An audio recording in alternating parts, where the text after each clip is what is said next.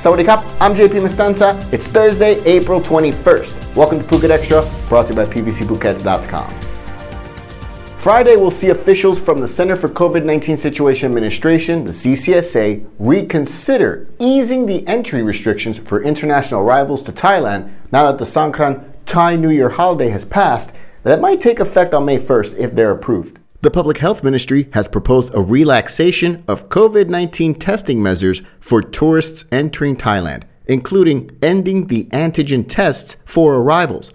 Officials will also consider reducing the quarantine period for unvaccinated visitors, as well as possibly adjusting the test and go entry scheme for fully vaccinated tourists and Thai returnees now that other countries have eased entry restrictions, according to reports. As the number of infections from overseas arrivals dropped, the test and go scheme, which gave more emphasis to vaccination, may be eased. Officials may also adjust antigen testing requirements or scrap the requirement altogether. Any changes approved at Friday's meeting would most likely be effective from May 1st. For more, visit thephuket.news.com. Two men who ran job placement agencies in the United States are accused there of colluding in sheltering illegal migrants, money laundering, and tax fraud, and they've been caught here in Phuket. Authorities from Bangkok, assisted by a regional attaché of the U.S. Homeland Security Investigations Unit, arrested 37-year-old Alexander Yurchik and 39-year-old Oleg Olenik, both Ukrainian nationals, at a villa here in Phuket on Tuesday, although the specific location was not detailed at the time of this broadcast. The two men had been wanted on arrest warrants in the United States for colluding in providing shelter to illegal migrants, money laundering, and tax evasion. Authorities say the two men ran several job placement agencies in the U.S. state of Florida and are accused of placing hundreds of illegal migrant workers in jobs at hotels, bars, restaurants, and other places from 2007 to 2021, which authorities say saw them earn just over 66 million US dollars, about 2.25 billion baht, and evade US taxes equal to 337 million baht. They fled to Thailand last year, according to authorities. US authorities will now seek their extradition to stand trial in the United States. For more, visit thephuket.news.com.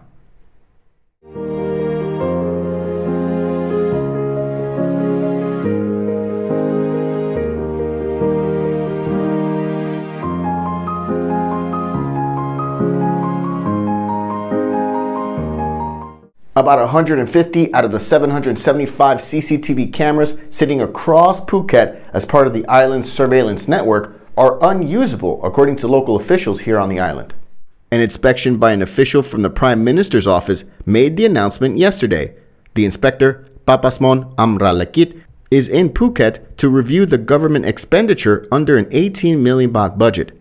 The CCTV network has proven valuable in apprehending criminals across the island and has been slowly rolled out over the years through several law enforcement projects. All of the CCTV cameras in Phuket, about 775 in total, are connected to the government's surveillance network, including surveillance cameras, license plate cameras, and several at the Tha Chat Chai checkpoint in the north of the island. The government says that, at the moment, 617 are currently usable. For more, visit thephuket.news.com. Litter left strewn across the ground in areas near the Nai Harn beachfront continues to blight one of Phuket's best-known beaches. Despite repeated messages for local administrations to clean up their areas and a mass employment campaign launched by Phuket Governor Narong Woonceo to help clean up the entire island, the litter has been left on the ground while workers hired by Rawai Municipality rake up unsightly leaves.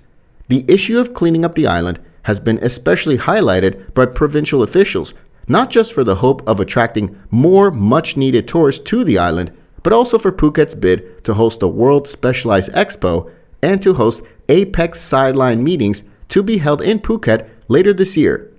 One local resident who has lived in the area near the Nai Harn beachfront for about 10 years told the Phuket News, quote, "Rawai Municipality has in recent years lifted their game in their attempts to clean up Nai Harn and its surroundings, and they should be congratulated for that.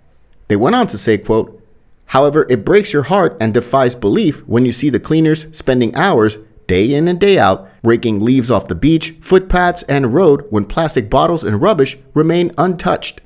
I'm at a loss to understand the municipality's logic to prioritize the sweeping of leaves off the footpaths and road over the removal of plastic bottles and rubbish that not only detracts from the beauty of the place, but invariably ends up in the ocean." For more, visit